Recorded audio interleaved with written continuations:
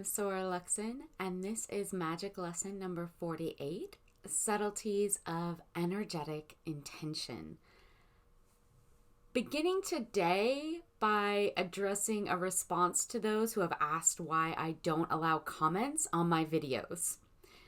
Both the well-intentioned people who wish they could say nice things in public and don't understand why I don't allow them to, and the somewhat more confused people who have sent less than generous judgments to me about how not allowing them to comment somehow harms them or must mean my videos aren't credible or are less credible or something along those lines. That's the only reason people don't allow comments.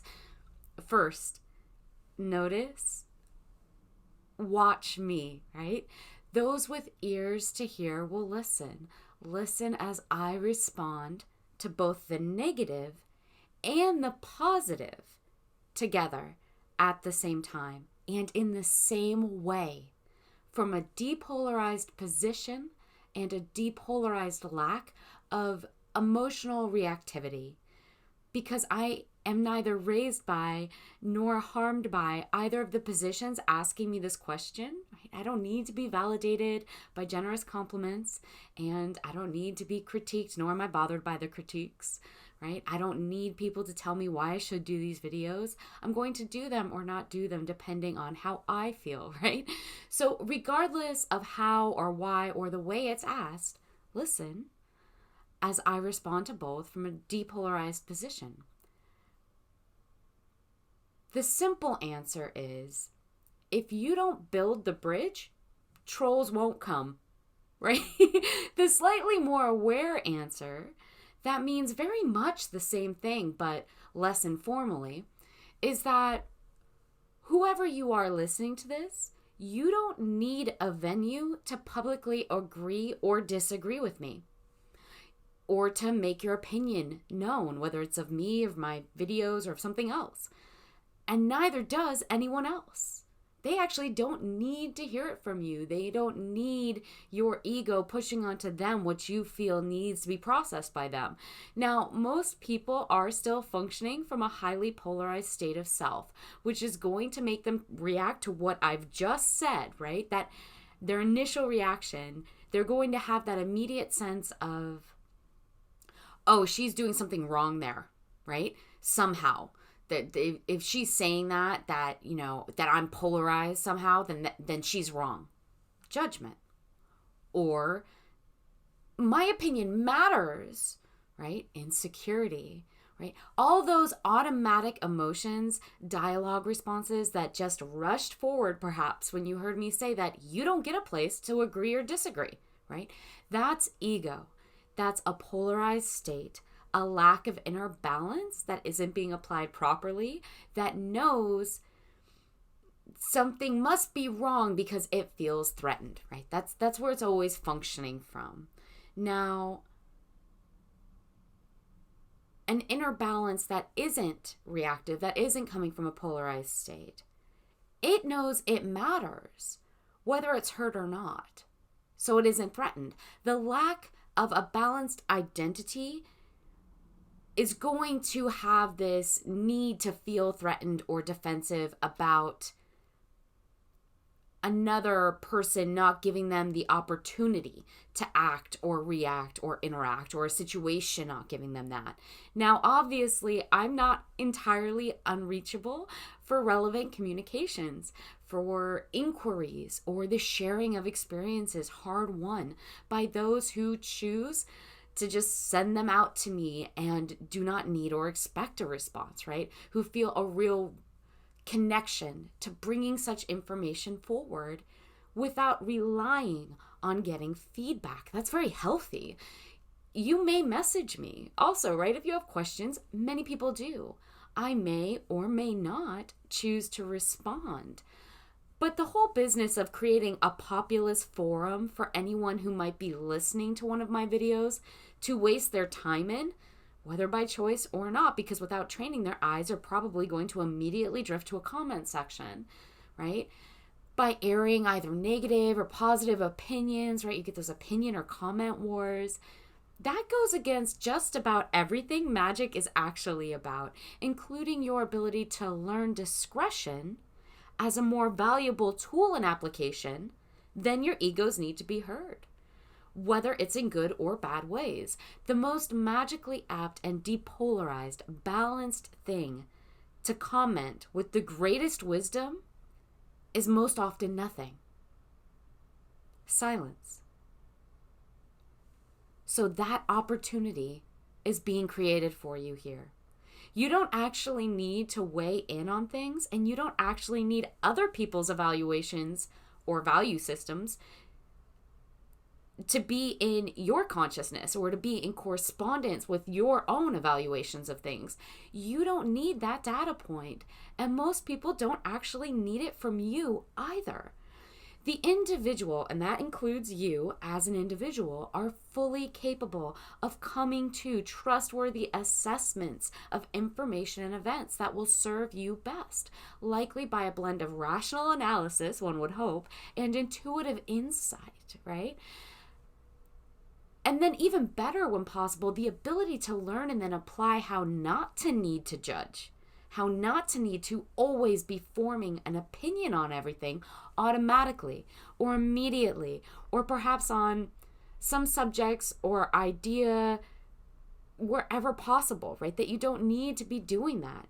Allowing those things and yourself all the beautiful space required to flourish and evolve and thrive and change and adapt and to just be. To be in a state of simple freedom that doesn't require your criterion, right? That is so powerful in just being that most find it very difficult to achieve without practice. That sort of a state where an opinion isn't required of you, but a state of being nonetheless. That can very much change your direct perspective of reality and how you choose to engage with that reality, or perceive it as engaging with you. In applying the ancient mysteries to our lives, we become conscious quite quickly of how energy goes where our intention goes, where our focus goes. And all too often, we aren't in control of that focus. It's just running rampant. It's running riot, right? It's doing whatever it's been previously conditioned to do.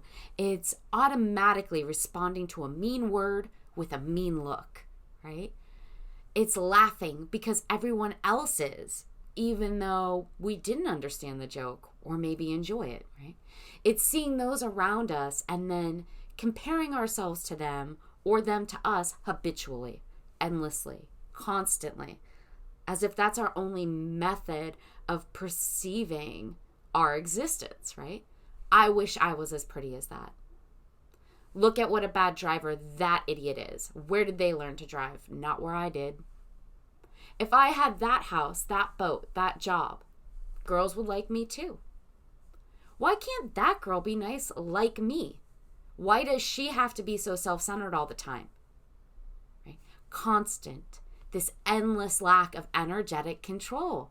It's these sorts of comments internally and externally, this how we're perceiving things, this energetic focus that we aren't in control of.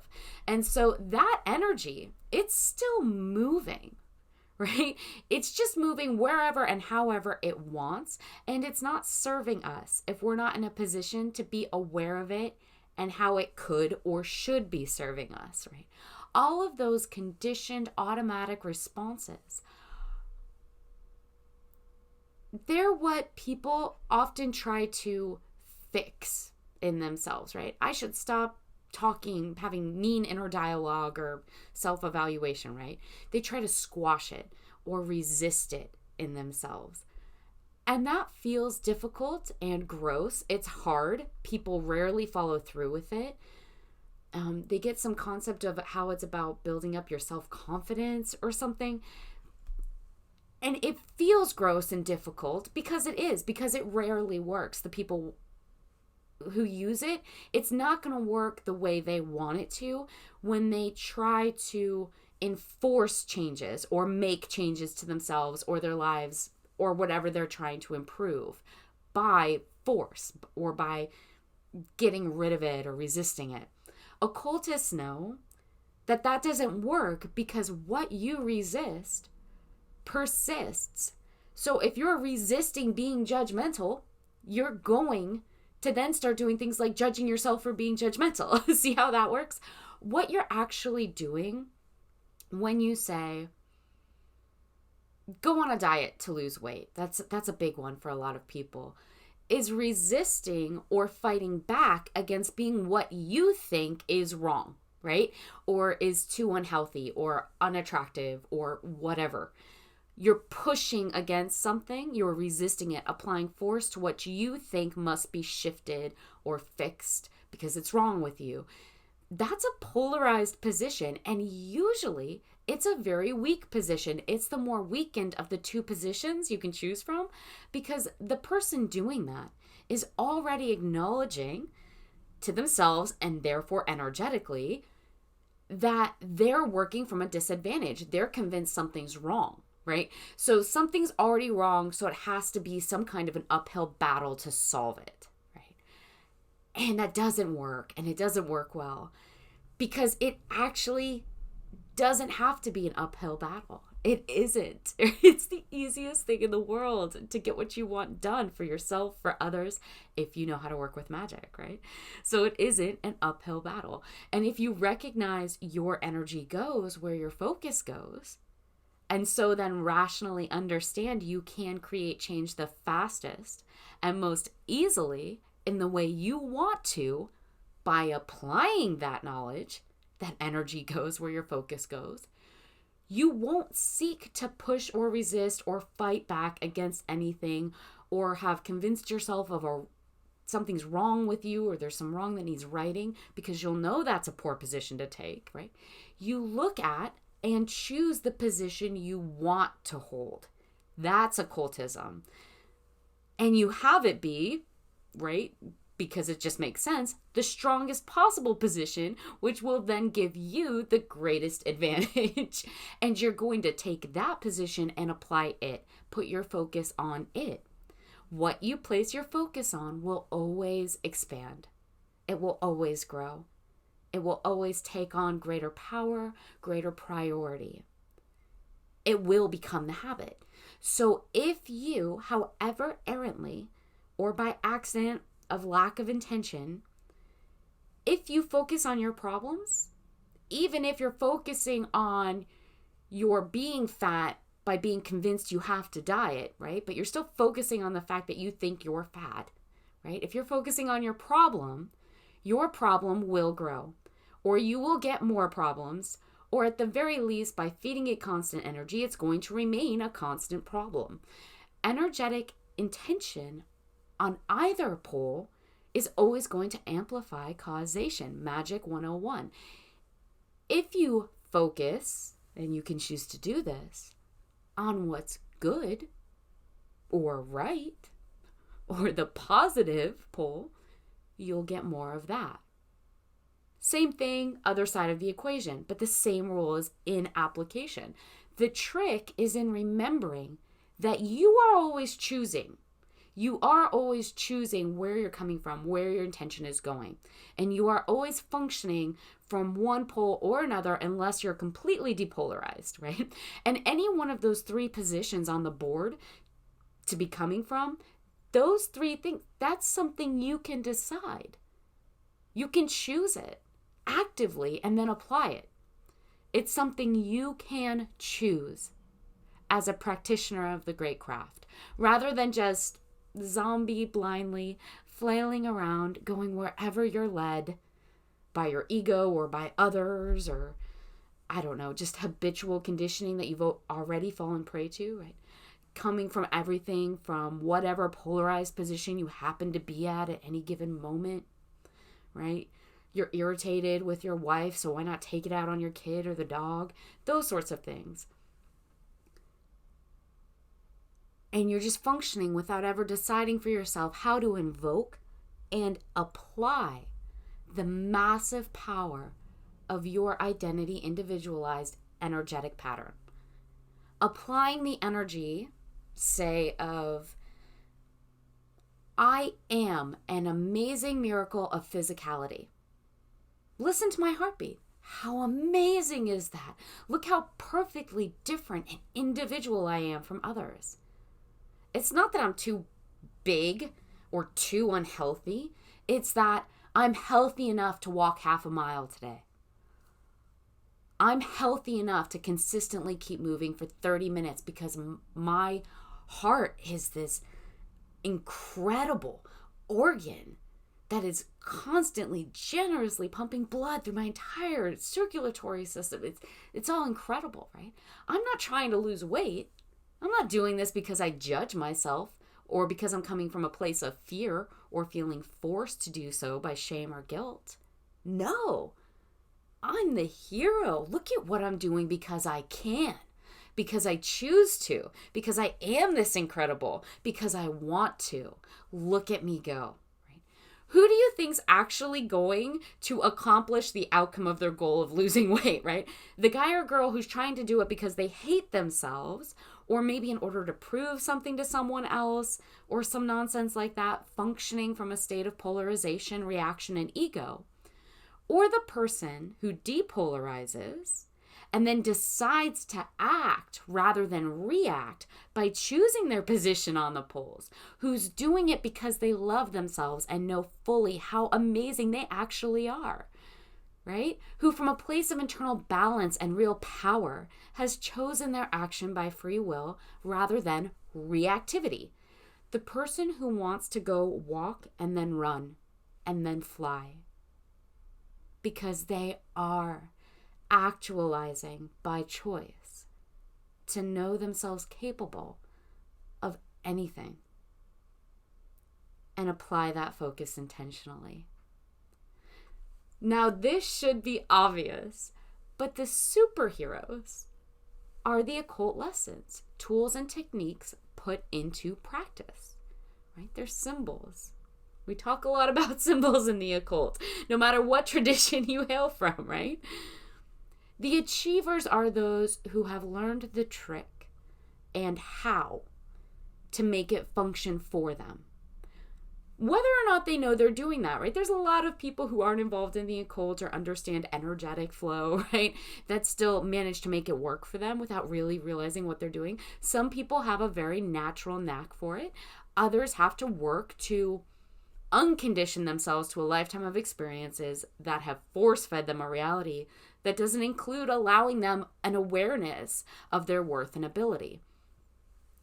But either person does have and can use magic. It's just a different path for each of us on how we have to get there.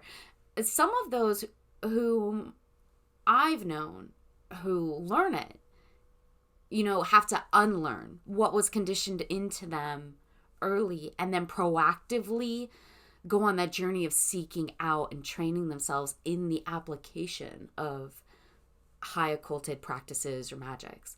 Actually wind up a majority of the time being far better off than those who have a natural talent. At the very least, those who have a natural talent sometimes come to the same place much later, right? Like someone like a savant, someone with a natural skill. Because especially if you don't know what's actually going on, because stuff just seems so easy for you and always works out for you, or everyone just wants to help you or gets along with you. You're charismatic, right? Whatever you want to call that, how you perceive it, that's magic energy applied well with wanted outcome. Even though they don't know that that's what they're doing, that's what they're doing. Those individuals can peak. And then because they haven't ever needed to take the time to figure out what it was they were doing that was working so well for them, right? That always propelled their life forward or got them their way or helped them achieve their goals, because they never took the time to look at that, because they were using the tool without ever knowing what the tool was as long as it worked. When it stops working, they don't know how to fix it most of the time. Or when they need more from that tool, they can't figure out how to get it out of it. Imagine happily using a hammer to nail in nails by natural skill. And you are super fast at it, right? You're faster and better than everyone else. You're all like lined up and trying to nail in boards, right? And the person with the natural talent who never had to learn how to use the hammer, they just picked it up and just somehow this savant knew how to do this so quickly. So you're so much quicker than everyone else who has to learn what a hammer is first, right? They have to learn how to choose it instead of the screwdriver, which end of it to hold on to, how to swing it down to make it move the nail into the board with force, right? To them, the natural hammer user, that person with that skill set who didn't need to learn it and just somehow had this knack without any comprehension, that person seems miraculous, endowed, special. Right up until 10 boards down the line, there's a bent nail in the way that needs removal. And now the quote unquote learners, right? The people who had to learn what the hammer was, they know exactly how to quickly and deftly spin the handle in their palm and apply leverage pressure from the pronged end rather than the hammer face, right? They get that bent nail out and they're on their way. While the naturally talented person who never even had to learn what a hammer was, they're now stuck in front of their bent nail that they've never come across before, right? Entirely at a standstill, clueless as to how or what should be done here because they didn't have to learn. So it's all relative, whether it's early or later in life, early in a goal and accomplishment or later, that's all relative. Either way, it's the employ of focused energy that's going to get the house built. Another thing to keep in mind about energetic intention when you start really using it is that not using it is one of its greatest uses. Think about someone who constantly provokes and attacks and feeds off the energy of those who respond to them. We all know people like this, whether they're in direct involvement with us or within a friend group somewhere, right? We know those people. We call them dramatic sometimes, or internet trolls, right? Not that all dramatic people are internet trolls, but internet trolls are also a great example of this. It's an energetic power play of cause and effect where the troll will be enlivened by and made bigger by those who are feeding it, those who engage with it, respond to it, react, comment back, argue with it. Them, right? It's not an it. I'm just saying, I'm not trying to demean people. I'm just saying if you're using troll as the noun explaining this idea, that's an it, right? A human being isn't ever. But if you're arguing with someone, right? You're arguing with that person. Right when someone begins an argument with us, that's an energetic offer. That's what's actually going on. They actually haven't begun an argument. What they've done is offer to allow us to argue with them.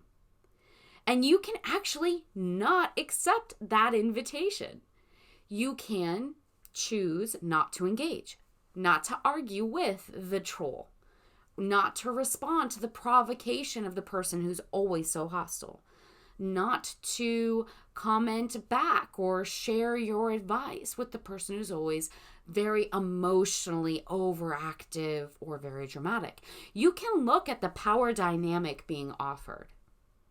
And usually that power dynamic in situations like this, it's, hey, give me your energy because it'll waste your time and make me feel acknowledged. Right? And then you're just left feeling gross. Or sometimes the invitation, the offer being made is, hey, fight with me. Fight back because I'm angry or sad. Right? I'm someone who wants this argument, so give it to me. Give me the argument I'm craving. You can look at that invitation for what it is and choose not to involve yourself. Or to continue involving yourself if you already are. A lot of the time, if you don't give or continually give a demanding or self-centered or egoic or dramatic or hostile, right? These labels are endless. But if you don't give that, your attention they're going to get bored and go away without you ever having to energetically or magically apply any intention to it. That's not always the case, but a majority of the time it is. If you behave as if they can't affect you, then they can't. And if you don't acknowledge that they're even there, then for you, they aren't. Now, that doesn't mean they don't exist and that they're not there. But for you, if you're refusing to acknowledge that they are or interact with them, for you, they aren't there, and you might need that. And a majority of the time in real daily life, ignoring someone's attempts to make you give them your energy is going to lead to them evaporating, because there's nothing for them to hold themselves together with, to build themselves with, right? You're not giving them what they need, so they can't exist the way they want to. So they're going to evaporate or drift away to find some other not so well balanced or far less empowered person to drain and feed off of. Someone who isn't you, someone who doesn't know how to willfully choose when and when not to engage with an energy vampire. So that's a subtle, it's more of a subtlety of energetic intention, choosing not to use it rather than automatically allowing others to choose where your focus goes for you. Anyone that can provoke a reaction from you, that can divert your attention to where they want it to be, even if it's negative attention that they're seeking, they're using your energy to accomplish their magic, their goal. They might not even know they're doing that, but that is exactly what's going on. Whether you want to admit it or not, or whether you know that it's happening or not, that's exactly what's going on when that happens. If you stop paying attention to them, however, they don't get to continue to use your power unless you willingly give it to them, unless you willingly prefer it, right? Contract and consent. Another law of magic. They usually just go away because they can't get what they want from you. Whether it's attention, time, money, fandom, right? Celebrityism, fear, who knows? It's all energetic cause and effect. It's all an ebb and flow of power and where that power is being directed. And the occulted know that, and they know how to use it. So shouldn't you know how to as well? Until next time.